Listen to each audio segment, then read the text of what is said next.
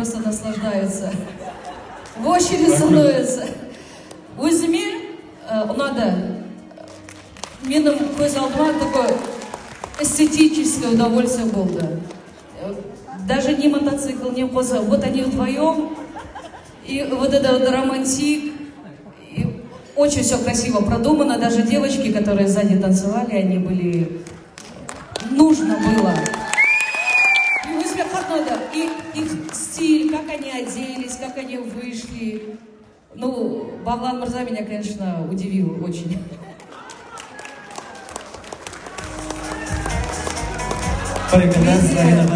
Толықтай келсем, Бағлан Мырза, сіз негізі дұрыс таңдадыңыз ба мамандықты? Сенімдісіз ба соған? Негізі шынын айтсам, өте жақсы нотаны ұстай аласыз, өте жақсы орындайсыз.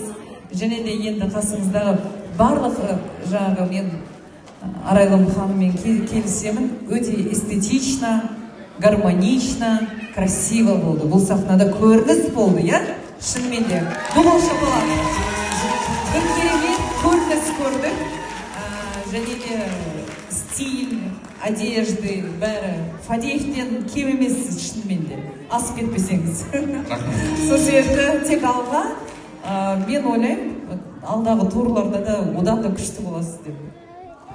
Көп рахмет. Маржан ханым, алып қосарыңыз болса.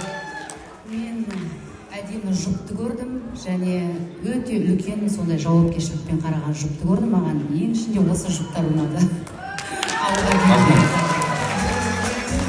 Бәркелді. Әйгерім Әзім қызы, Бағлан Қоңызбек, қошеметтеріңіз.